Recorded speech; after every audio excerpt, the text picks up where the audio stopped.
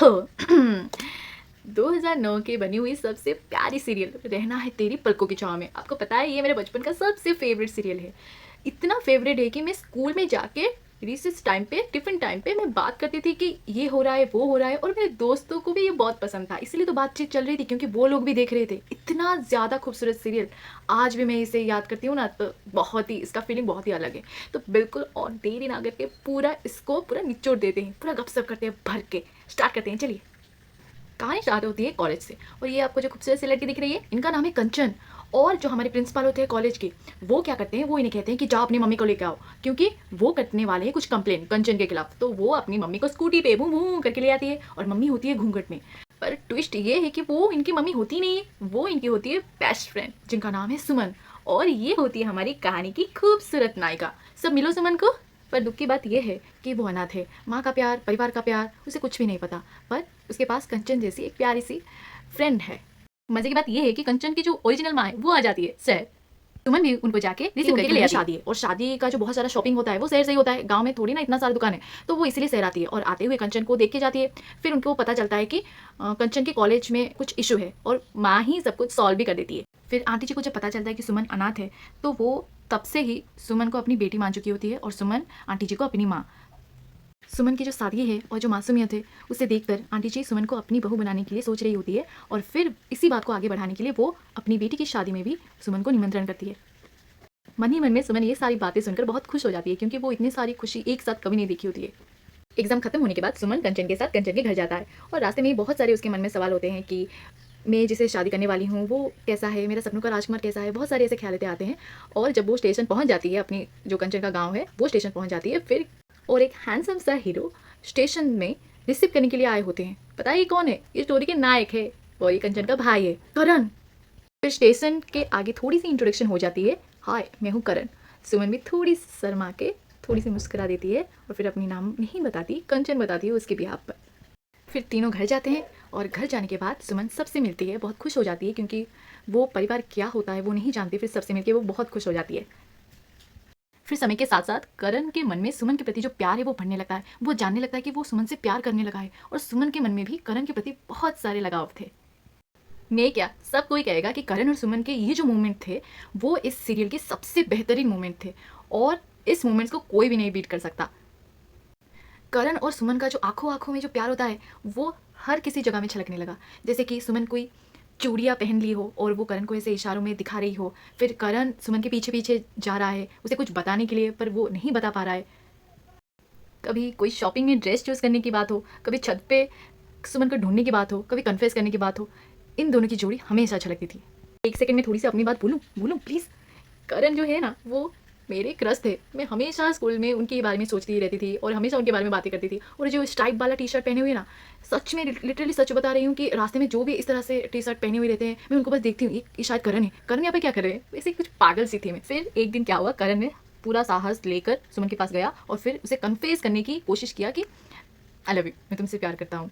तो वो बहुत कोशिशों के बाद वो कह दिया सुमन को। सुमन के अंदर बिल्कुल लड्डू फूट रहे थे, पर उसने कोई रिप्लाई नहीं दिया, कोई जवाब ही नहीं दिया। बिल्कुल दौड़ के उधर से इधर, उधर से इधर, इधर से उधर, छत पे कभी नीचे, कभी किसी पिलर के पीछे छुप जा रही है। और एक इंस्ट्रूमेंट जो इस स्टोरी के जान होता है, माउथ ऑर्गन। करण ये माउथ ऑर्गन बहुत ही अच्छे से बजाता है, और फिर माउथ ऑर्गन बजा के वो अपनी लव को बयां कर रहा है। और इसका जो धुन है, मैंने आज तक जितने भी धुन सुनी हुई है ये मेरी टॉप लिस्ट में है। मैं आज तक नहीं भूली हूँ ये धुन, और मैं रिक्वेस्ट करती हूँ कि आप प्लीज़ यूट्यूब में सर्च करके ये धुन सुनिएगा, ये टाइटल सॉन्ग भी सुनिएगा, क्योंकि ये बहुत ही खूबसूरत है। मैं नहीं बजा सकती ये, और जो सुमन होती है वो अभी तक रिप्लाई नहीं देती, और फिर क्या करती है, करण के माउथ ऑर्गन को लेके वो उसी धुन को बिल्कुल हूबहू बजाती है, और फिर करण ये सुन के भागता हुआ चला आता है, फिर वो खो जाता है इस धुन में, और दोनों के अंदर प्यार होता है, पर कन्फेस अभी तक सुमन ने नहीं की होती है। फिर करण सुमन के पीछे पीछे भागता हुआ आता है एक छत के ऊपर, क्योंकि वो कुछ बता ही नहीं रही थी। मन ही मन में वो उसको बहुत ही चाहती थी, पर कुछ बता ही नहीं रही थी। और एक मोमेंट ऐसा है कि वो उसका हाथ पकड़ लिया, और वो मोमेंट बहुत ही खूबसूरत था। फिर वो कुछ बताने वाली होती है, माता जी आ जाती है, आंटी जी, और फिर करण कुछ पाना देके वहाँ से निकल लेती है।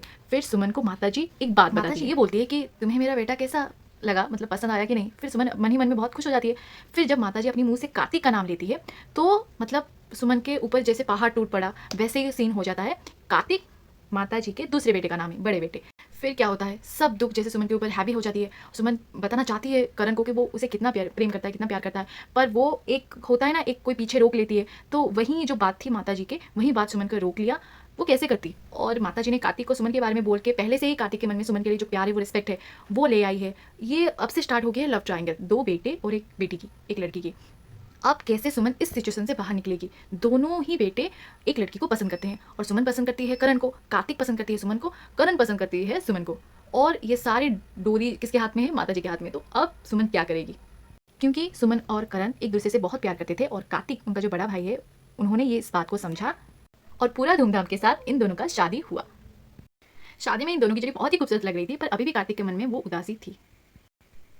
इन दोनों की जोड़ी इतनी ही खूबसूरत लग रही थी कि मैं क्या बताऊँ, सब लोग इनके आगे फीका पड़ जाएंगे। पूरा घर जो था वो खुशी से पूरा बिल्कुल भर चुका था।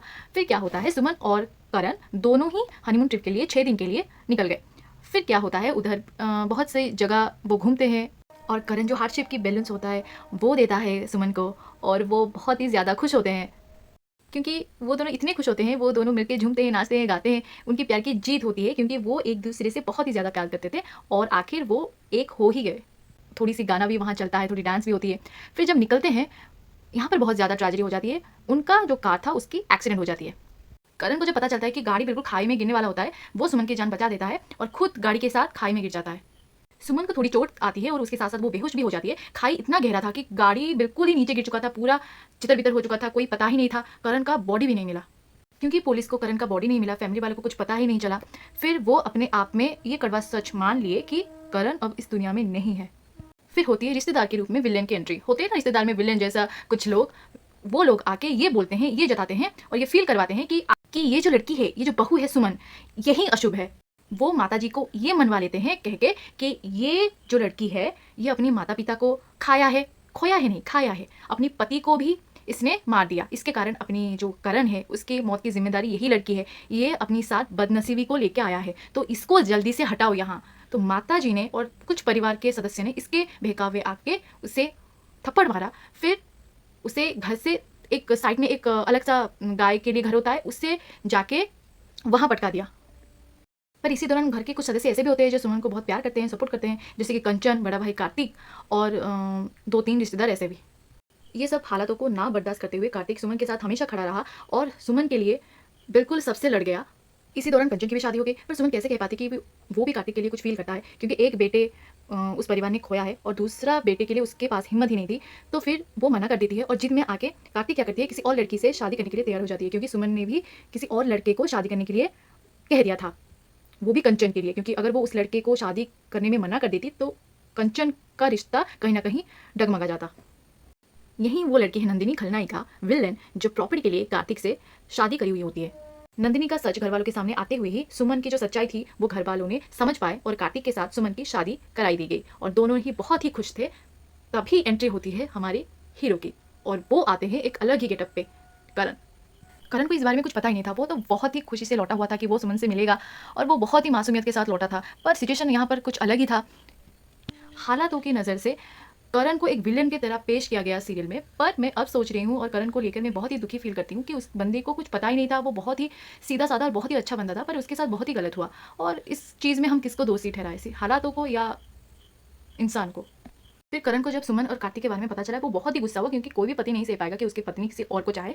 तो उसके बाद कुछ टाइम के बाद वो उस सिचुएशन को समझा कि सुमन की इस सिचुएशन में कोई गलती ही नहीं थी और फिर वो सारी चीज़ों को एक्सेप्ट कर लिया। और उसके बाद वो उसको एक और लड़की मिली, पारो, एक बहुत ही अच्छी लड़की थी, उसी ने करण को ठीक करी थी और करण को इस बारे में पता नहीं था, याद नहीं था, पर कुछ समय बाद उसे याद आ गया और फिर वो पारो से शादी कर ली। इसमें जो सबसे खतरनाक होती है निहारिका, वो कार्तिक से शादी करना चाहती है प्रॉपर्टी के कारण और वो ये देखता है कि सुमन उसके रास्ते में आ रहा है, तो वो क्या करती है, सुमन की हत्या करवा देती है। अब कहानी में एक अलौकिक मोड़ आती है।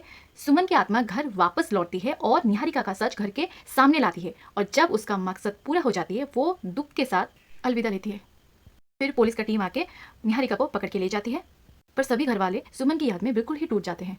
3 साल बाद ये दिखाया जाता है कि घर में सुमन की बत्ते होती है, पर ये सुमन होती है करण और पारो की बेटी और फिर से घर में खुशियाँ लौट आती है। पर सुमन हमारे दिलों में रह जाएगी। सुमन हमेशा हमारे दिलों में, हमारी यादों में रह जाएगी, हम कभी उससे नहीं भूल पाएंगे। इसके साथ साथ मैं ये एक्सप्लेनेशन को अभी करती हूँ दी एंड। अगर ये ड्रामा आपको थोड़ी सी भी अच्छी लगी हो तो प्लीज़ लाइक कर देना, क्योंकि बहुत मेहनत के साथ मैंने दिल से करा हुआ है और आपकी सपोर्ट की मुझे बहुत ही ज़रूरत है।